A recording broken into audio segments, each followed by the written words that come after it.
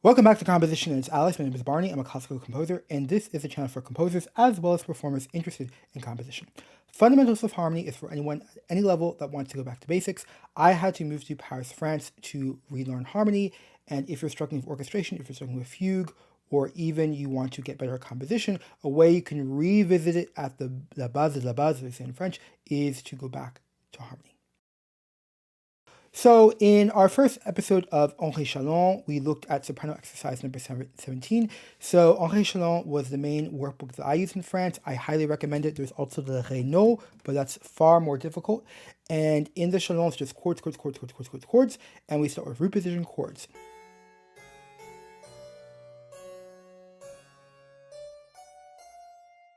So in the first episode, we had a soprano exercise. And I just want to do a very rapid fire review, just to make sure we're all on the same page. So the first thing is you have to copy the exercise down correctly. I know that sounds so basic, but I'm sure if you're actually taking this seriously and you're doing lots of exercises, at some point you're going to make the mistake and you're going to lose several hours of your time. This also becomes very important when we get on to more advanced exercises. There might be 6, 8 systems of text, and there's all these accidentals, there's all these alterations, and it will take maybe 35 minutes to actually just copy it down. So you have to get, in French you say le bon habitude, you have to get in the habit of just being pristinely clear with the notation. I cannot emphasize that enough. And of course, you have to do the exercises by hand because you're not going to properly learn harmony when you're just doing through the shallowness of AI and computer like that. If you have a medical disability, that's a different story, but as much as possible, you gotta do it by hand. Now, another thing I recommended in the first episode is when you get a new exercise is to sing it la, sol, la, re, do, do, fa, mi, fa. I already did that, but you want to sing at different tempos because that's how you really start awakening your ear. It's really a question of getting your ear to hear in a different manner because the way we hear harmony is not natural, right? What's natural is you hear the top line, the melody, oh, it's so nice. But harmony is really about listening for the bass and listening to that relationship of the bass to soprano. So it's not natural, so you need to get your ear awake. So that's why I highly recommend singing. And if you were to study in France, that's all your teachers will say when you ask, qu'est-ce que je peux faire pour m'améliorer? What can I do to get better? Is they're going to say you have to sing the exercise. You have to sing the exercise, especially at different tempos. We also worked on phrase 1. And I recommended in that episode to write in the scale degrees. When you write in the scale degrees for the soprano, you're going to see certain tendencies, okay? For example, the 6th scale degree often has a certain bass. The 5th, there's all these tendencies, not always the case, but certain tendencies that's going to speed up your work in harmony. Another thing we talked about was deceptive cadence not working. So we saw 5 to 6 in the soprano, and we realized if we voice it as a 5 to 6 or deceptive cadence in the bass, that's going to lead to parallel octaves. All right, so now let's get the second phrase. So what I highly recommend is to really focus your attention across the phrases. This is going to translate especially to fugue orchestration, or some of the danger zones are when you have one section, another section, and l'enchaînement ne marche pas, we said in French, and the connection between the sections is very poor. So this is already addressed in harmony. A couple reminders is you need complete chords for every note of the exercise, okay? So root, third, fifth. Remember the path of least resistance, so the voices generally will move as little as possible, especially in the middle voices, though there are some notable exceptions. And also keep in mind when the bass is moving by step, the other voices are going to move in opposite direction to the bass in order to avoid parallel fifths and parallel octaves, except for the deceptive cadence in which the leading tone has to go up to the tonic. Also notice that we start testing the middle voices. I highly recommend this because sometimes you have a soprano and you find this really great bass line, or often the other way around, you have the bass and you find this really amazing soprano line, but then when you try to realize the exercise, it does not work at all, or you start forcing it and it's better to just test. So look for a good complementary voice and then just see, could this possibly work with tighter or wider spacing, okay? All right, so now we need to divide the form. So we have 2 clear phrases, la, sol, la, re, do, do, and then we have the second phrase, re, fa, mi, fa, okay? And notice we put the scale degrees, so we have a 5 and a 5. So most likely that's going to be, has to be tonic or dominant, all right? But is it tonic first, then dominant, or other way around? So in this first example, notice that I voiced it as an imperfect authentic cadence.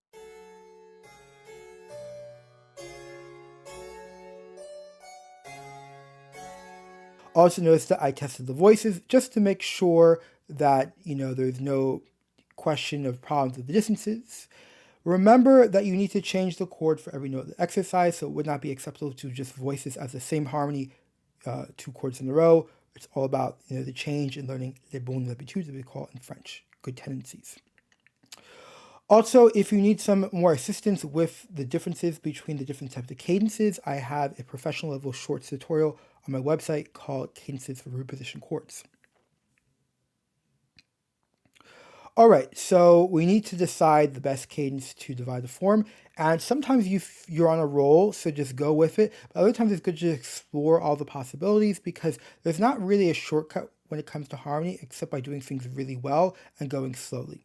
So just rushing through to get to the end of the exercise, it's a false victory. I know it may feel, oh, I got the exercise done. But if you go through sloppy, anything that you cheat yourself on, any shortcut you do where you skimp on detail, that's negative balance against you. So there's just really no way to jump speed progress aside from just doing it super well the first time, okay? It's much slower that way, but in the end, the depth is what we need, depth of understanding. And it's not intellectual. It's like dans les mains, we say in French, with the hands.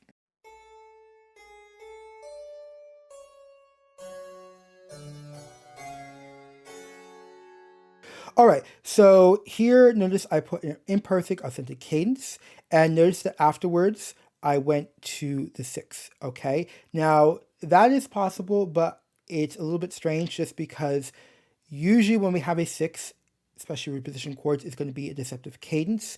And for deceptive cadence, we double the third. There's one tiny exception for major keys, but almost always we're going to double the third, especially in minor keys. Now, in this case, it is not a deceptive cadence because it's not preceded by a 5, but nevertheless, the sound of the double third is still very tonal. Keep in mind we're in F sharp minor, so the third of a D major chord is going to be F sharp, so it just helps really cement the tonality. When we have a doubled root for a 6, it often sounds a bit modal or a bit rough. And it's not like a fault, but this is really a study of hypertonality. So I don't find it very likely that Challan would have voiced this as a doubled third, but I just test it out as a possibility nevertheless. In this next possibility, I'm still trying to divide the form. Okay, so it's really focused on the 5 and 5 because keep in mind, if there's only one possibility, okay? So it's either one or the other, but if I choose one and then spend the rest of the exercise with this wrong answer, it's going to be very costly on my time. But of course, you need to go through those mistakes because then that loss of time, you really learn a lot. But as much as possible, I just want to get it right the first time, which is why I'm doing testing out these different possibilities. So you see there's really no shortcut. You're always going to have to put in the quality work.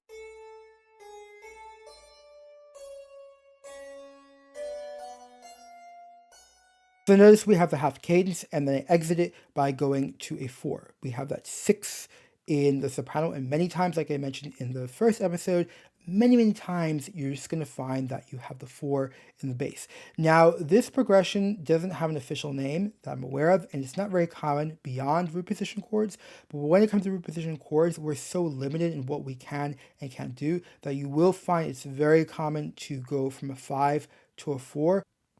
One other thing to mention is that with this voicing, we have a really close relationship between the bass and the soprano, so we have an octave. The minimum distance between bass and soprano is going to be an octave, otherwise you're not going to have enough space for the middle voices. So though this is at the limit, to me it seems like a bit of a gamble this early on. Surely there should be some better solution.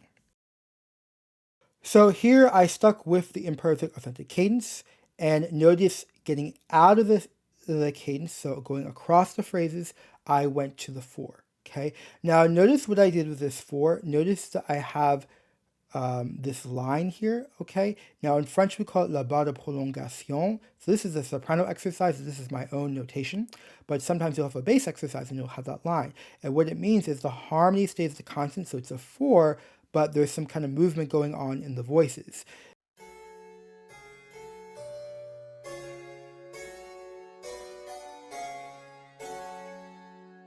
Now, this definitely harmonically makes a lot of sense, but it seems a bit risky because Challan rarely allows this. Something I find a bit disappointing in this book is that he doesn't do it that often, but he does it a couple times, and because no one tells you to look out for it, you'll end up with these strange realizations like I can't figure out the exercise because no one tells you that there are rare exceptions where the harmony is going to stay constant. So I've been trying to kind of bring that to your awareness so you don't get into a pitfall like I did. But so we have this line here, which is we're going to call a line of constant harmony, indicating that the harmony is staying the same, but the voices are jumping around. Other thing to remember is the bass is moving by steps, so at 4 to 5, you want to pose it with opposite motion. I hope this gave you a little bit of a teaser and help you a little bit if you want to do the Entrée Challan. If you want something a little bit simpler that has all the formulas for reposition chords, then you can check out the exercises on my website. Thank you so much for watching. Have a great day.